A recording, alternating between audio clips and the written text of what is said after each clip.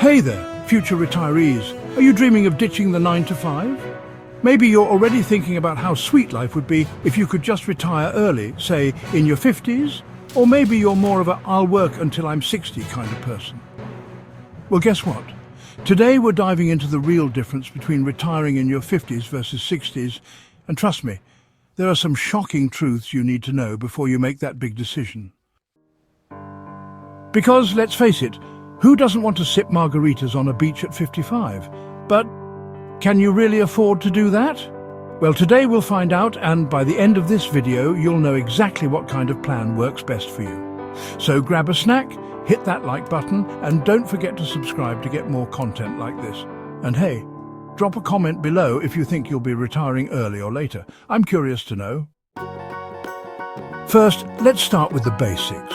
When you think about retiring, whether it's in your 50s or 60s, you're probably thinking about financial freedom, spending more time with family, or doing things you've been putting off for years. But here's the kicker: retirement is expensive. And retiring early means you've got to have more saved up to cover those extra years without work. Retiring in your 50s sounds amazing, right? But the reality is, when you retire at 50, you could be looking at 30+ years of living off your retirement savings. That's a lot of years to cover. And the longer you wait to start collecting Social Security or pensions, the longer you'll need your personal savings to carry you. Of course, retiring at 50 means you could have more time to catch up on all those Netflix shows, but also more time to worry about how you'll pay for groceries in 2040. Not to mention health insurance. More on that in a bit. Now, let's dive into retiring in your 50s. If you're lucky enough to pull it off, this can sound like a dream come true. But before you start planning your worldwide travels, let's break down what it takes to retire early. First of all, you need to have a solid financial plan in place. That means having more money saved than just what you'd need to live for the next 5 years. Because in your 50s, you're likely not going to be able to tap into Social Security or your pension, if you have one, for at least another decade or more. So what does that mean? Well, you'll need to have a significant chunk of savings in retirement accounts, like 401k, IRAs, or other investments. And let's not forget about things like healthcare. You'll have to figure out your health insurance situation, since you won't be eligible for Medicare until you hit 65. That means you need to factor in private health insurance costs, which can get expensive. And don't forget inflation. You've got to plan for rising costs because, spoiler alert, the cost of living doesn't stop just because you retire. Also, there's the whole emotional adjustment.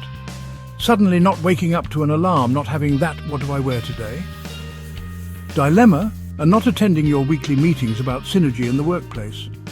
It might sound great, but some early retirees find themselves bored, yes, really bored, without work. So make sure you have hobbies, goals, or part-time work lined up. Now, let's switch gears and talk about retiring in your 60s. Many people aim for this age because it's when you can finally start collecting Social Security, and by that time, you've had more time to build up your nest egg. But how is retiring at 60 different from retiring at 50? First off, retiring in your 60s gives you more time to save and grow your investments. For many people, it means more years to contribute to their retirement accounts, which can make a huge difference when it comes to the size of your nest egg. It also gives you a better chance to increase the value of your portfolio before you start drawing from it. But here's the trade-off. While your savings might be larger, you're also looking at fewer working years left to plan. You're only in your 60s for a limited time, and it could be a lot harder to bounce back from big financial hits compared to in your 50s, when you might have a bit more time to recover. Think of it like going for the high score in a video game. The longer you play, the higher the score, but if you're playing in your 60s, you might run out of time a little quicker, right? Plus, if you wait until 60, you're more likely to have healthcare options in place through Medicare, which means less stress about how you're going to handle healthcare costs. All right, so let's summarize the key differences between retiring in your 50s versus your 60s. Retiring at 50? You're basically entering retirement Olympics. You've got to bring your A game, your financial plan, and a lot of cash. But by the time you hit 60, you've got more time to save and more safety nets like Social Security and Medicare. Let's break it down like this. Retiring in your 50s equals more freedom but more responsibility. You'll need a larger savings buffer and be prepared to handle healthcare costs on your own for a while. Retiring in your 60s equals it's a little safer with Social Security and Medicare kicking in, but your savings will be more limited because you've had fewer years to save. You've got the chance to enjoy a bit more leisure and less stress about future health costs. So, it's kind of like the difference between going on a road trip with a full tank of gas versus running out of gas halfway through. Both will get you where you're going, but the journey might look a little different. So, how do you know which option is right for you?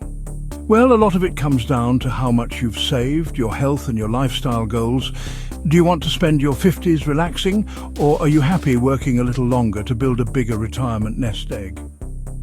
If you want more certainty and less risk, retiring in your 60s might be the way to go.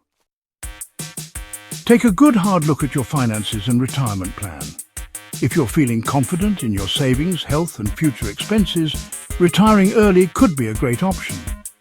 But if you're feeling uncertain about those things, waiting until your 60s gives you more time to build wealth and minimize risk.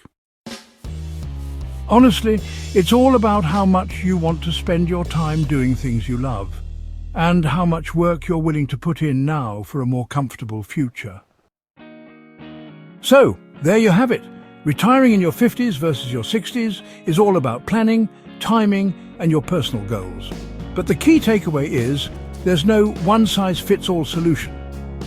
Whether you decide to retire at 50 or 60, the most important thing is to start planning early and set yourself up for the future you want. Let me know in the comments. Are you planning to retire in your 50s, or are you aiming for that sweet spot in your 60s? I'd love to hear your thoughts. And before you go, don't forget to like, share and hit that bell icon so you don't miss any more great content about personal finance. Your future self will thank you for making those small steps today that lead to big results tomorrow. Thanks for watching, and I'll see you in the next video. Stay financially savvy.